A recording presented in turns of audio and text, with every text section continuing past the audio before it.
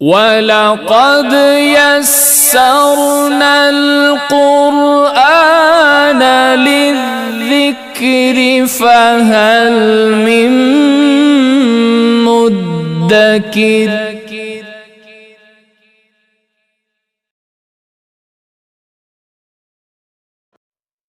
حضرت موسیٰ علیہ السلام کے بارے میں پڑھیں گے۔ لاوی بن یعقوب علیہ السلام کی اولاد میں حضرت عمران اس وقت اپنی قوم کے سردار تھے۔ ان کی بیوی کا نام حضرت عائز تھا۔ حضرت موسیٰ علیہ السلام انہی کے فرزند ہیں، یعنی عمران حضرت موسیٰ علیہ السلام کے والد کا نام ہے، اور حضرت عائز یہ حضرت موسیٰ علیہ السلام کی والدہ محترمہ کا نام ہے۔ اچھا، یہاں پر یہ بات سمجھ لیجئے کہ حضرت مریم علیہ السلام جو تھیں، ان کے جو والد محترم ہیں حضرت عمران، وہ اور شخصیت ہیں اور یہ اور شخصیت ہیں۔ حضرت موسیٰ علیہ السلام کی بہن بھی ہیں جن کا نام مریم ہے، اور یہ مریم اور ہیں، اور وہ جو حضرت عیسیٰ علیہ السلام کی والدہ محترمہ ہے وہ مریم اور ہیں۔ یہ بات یاد رکھیے گا۔ جب حضرت عائز حاملہ ہوئیں تو فرعون کی دائیاں ان کے گھر میں اور سپاہی جو تھے وہ دروازے پر آنے لگے۔ جب زمانہ ولادت قریب آیا تو ایک دائی ان کے گھر میں رہنے لگی۔ حضرت موسیٰ علیہ السلام رات کے وقت پیدا ہوئے۔ فرعون کی دائی ان کو دیکھ کر بے اختیار ان کی عاشق ہو گئی، کیونکہ اللہ تعالیٰ نے حضرت موسیٰ علیہ السلام کو محبوبیت عامہ بخشی تھی۔ جو بھی انہیں دیکھتا تھا ان کا عاشق ہو جاتا تھا۔ سورہ طٰہٰ آیت نمبر 39 میں اللہ تعالیٰ فرماتا ہے وَأَلْقَيْتُ عَلَيْكَ مَحَبَّةً مِّنِّي۔ یوسف علیہ السلام کو مصری عورتوں نے دیکھ کر اپنے ہاتھ کاٹ ڈالے تھے۔ اور آپ دیکھیے ہمارے پیارے نبی سیدنا محمد مصطفیٰ کریم صلی اللہ علیہ وآلہ وسلم کی محبوبیت کا کیا عالم تھا، بلکہ کیا عالم ہے ان کا، کہ آج بھی بغیر دیکھے لاکھوں کروڑوں ان کے عاشق ہیں اور اپنی جان کے نذرانے بغیر دیکھے پیش کر رہے ہیں۔ حضور نبی اکرم صلی اللہ علیہ وآلہ وسلم تمام مخلوق کے محبوب ہیں کہ لکڑیاں اور پتھر تک ان کے فراق میں روتی تھی، جیسا کہ ایک خشک تنا پیارا کا صلی اللہ علیہ وسلم کے فراق میں رویا۔ سبحان اللہ، پیارا کا صلی اللہ علیہ وسلم کی محبوبیت کا عالم ہے یہ۔ جی، تو حضرت موسیٰ علیہ السلام کی جب پیدائش ہوئی تو اس وقت جو دائی تھی وہ ان پر عاشق ہو گئی۔ دائی نے ان کی والدہ سے کہا کہ کسی صورت سے ان کو قتل ہونے سے بچاؤ۔ یہ کہہ کر دائی نے ایک بکری کا بچہ ذبح کیا اور ایک ہانڈی میں ڈال کر سپاہیوں سے کہا کہ اس گھر میں لڑکا پیدا ہوا تھا اور میں نے اسے ذبح کر دیا ہے، اور دیکھو میں اس کو دفن کرنے کے لیے جنگل میں جا رہی ہوں۔ سپاہیوں نے اس پر اعتبار کر لیا اور مزید کوئی تحقیقات نہ کی۔ حضرت موسیٰ علیہ السلام اپنے گھر میں ہی پرورش پاتے رہے، مگر نجومیوں نے فرعون کو خبر دی کہ بنی اسرائیل میں وہ بچہ پیدا ہو چکا ہے۔ تو فرعون جو ہے اس خبر سے پریشان ہو گیا اور کوتوال کو سخت تنبیہ کی۔ کوتوال نے سپاہیوں پر سختی کی۔ انہوں نے کہا کہ ہم نے بہت کوشش سے ان کے بچے قتل کیے، مگر عمران کے لڑکے کو اپنے ہاتھ سے ہم نے نہیں مارا، صرف دائی کے کہنے پر ہم نے اعتماد کر لیا۔ کوتوال نے کہا چلو فوراً ان کے گھر چلو، عمران کے گھر چلو، وہاں جا کے تلاشی لو۔ وہ بلا تعمل وہاں گھس گئے، اور جو سپاہی تھے یعنی کہ بے پردہ حضرت عمران کے گھر میں گھس آئے۔ اس وقت حضرت موسیٰ علیہ السلام اپنی بڑی بہن حضرت مریم کی گود میں تھے۔ تو جب حضرت مریم نے یہ ماجرا دیکھا تو ان کو حضرت موسیٰ علیہ السلام کو بھڑکتے ہوئے تنور میں ڈال دیا کہ سپاہیوں کو خبر نہ ہوئی۔ حضرت مریم نے خیال کیا کہ اگر پولیس نے بچے کو زندہ دیکھ لیا تو یہ فرزند اور ہم سب جو ہیں وہ قتل کر دیے جائیں گے۔ پولیس نے گھر کی تلاشی لی اور جب دیکھا انہیں کچھ بھی نہ ملا تو وہ واپس لوٹ گئے۔ تو والدہ نے حضرت مریم سے پوچھا کہ موسیٰ علیہ السلام کہاں ہیں؟ تو حضرت مریم نے سارا ماجرا بیان کر دیا۔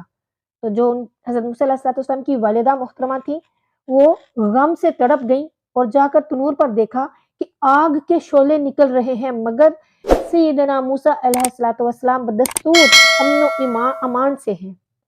یہ موسیٰ علیہ السلام کا ارخاص ہوا، یعنی دعوی نبوت سے پہلے معجزے کا ظہور ہوا، جیسے کہ پیارے آقا کریم صلی اللہ علیہ وآلہ وسلم کو بچپن میں ہی پتھروں کا سلام کرنا وغیرہ یہ معجزات ملے تھے۔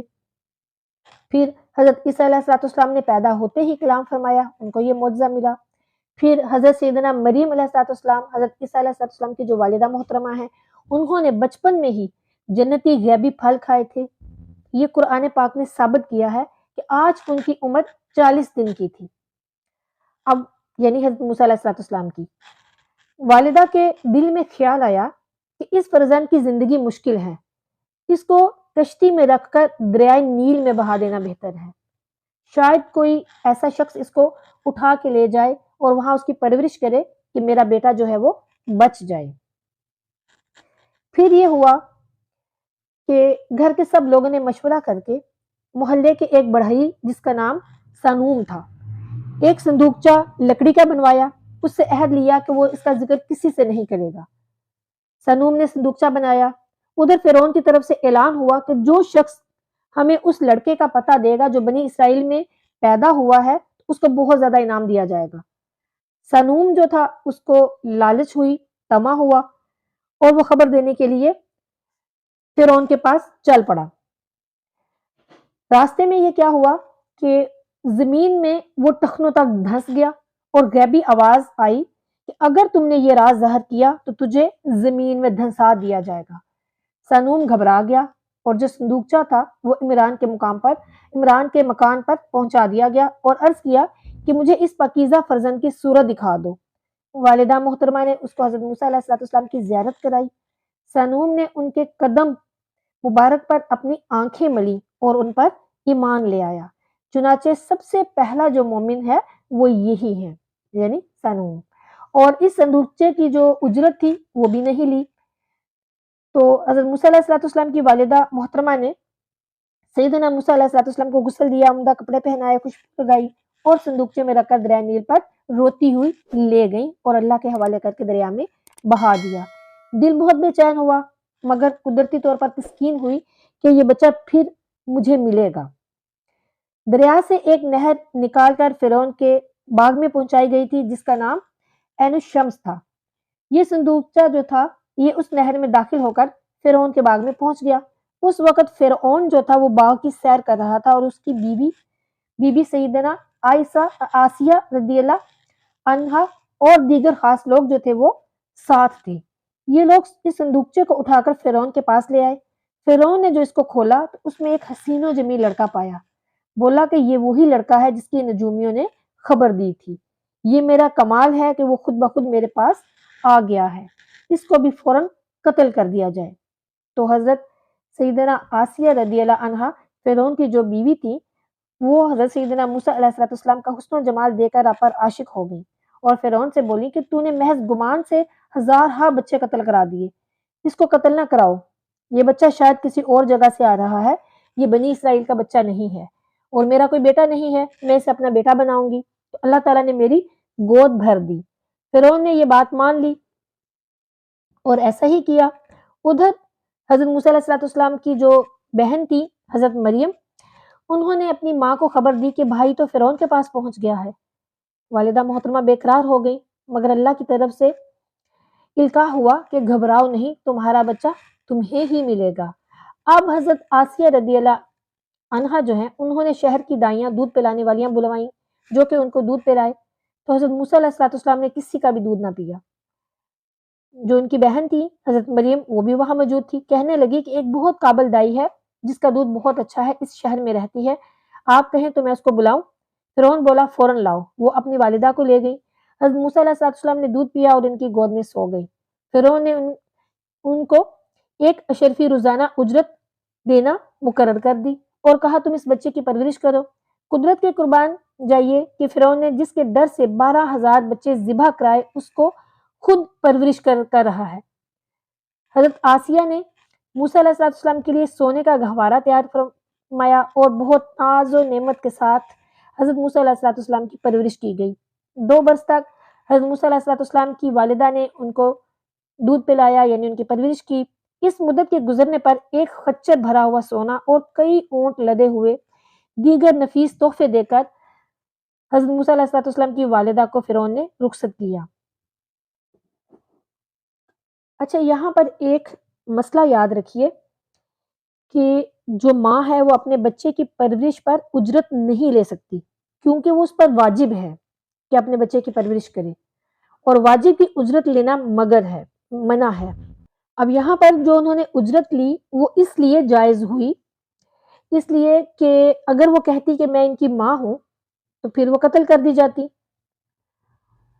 اور جو موذی کافر ہیں ان کا مال ہاتھ لگے جیسے بھی لگے وہ لینا بھی جائز ہے۔ پھر یہ ہوا کہ حضرت آسیہ رضی اللہ عنہا نے حضرت موسیٰ علیہ السلام کی پرورش شروع کر دی، اور فرعون بھی ان سے محبت کرنے لگا۔ جب حضرت موسیٰ علیہ السلام 3 برس کے ہوئے تو ایک دن فرعون آپ کو گود میں کھلا رہا تھا کہ اچانک آپ نے اس کی داڑھی پکڑ کر ایک تمانچہ مارا۔ فرعون غصے میں آیا اور آسیہ سے بولا کہ یہ مجھے وہی بچہ معلوم ہوتا ہے، دیکھو اس نے میری یہ بے حرمتی کی۔ تو حضرت آسیہ فرمانے لگی کہ بچے ناسمجھ ہوتے ہیں، ان کے فعل کا اعتبار نہیں کرنا چاہیے، یہ تو آگ میں بھی ہاتھ ڈال دیتے ہیں۔ فرعون نے کہا اچھا تو پھر ہم امتحان لیتے ہیں کہ ایک تشت میں سونا رکھ دیا جاتا ہے اور دوسرے میں آگ، اگر یہ آگ میں ہاتھ ڈال دے تو واقعی تم ٹھیک کہہ رہی ہو۔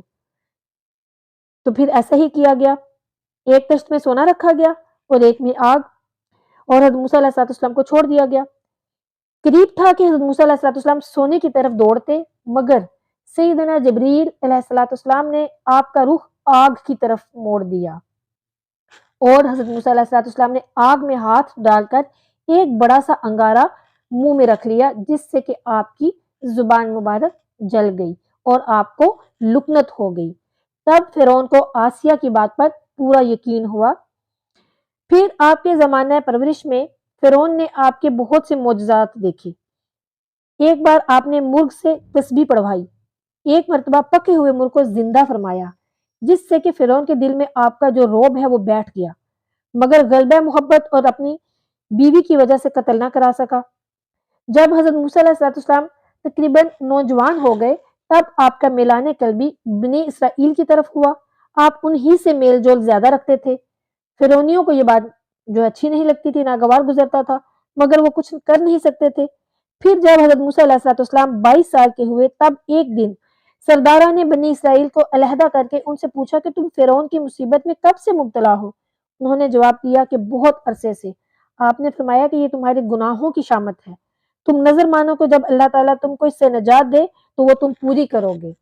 ان سب نے کہا کہ کیا نظر مانے؟ تو حضرت موسیٰ علیہ السلام نے فرمایا کہ اللہ تعالیٰ کی فرما برداری اور اطاعت کی نظر مانو۔ تو سب نے نظر مان لی۔ پھر جب حضرت موسیٰ علیہ السلام 30 سال کے ہوئے تو ایک دن ایک قبطی اور اسرائیلی، قبطی یعنی فرعونی اور اسرائیلی میں جھگڑا ہو رہا تھا۔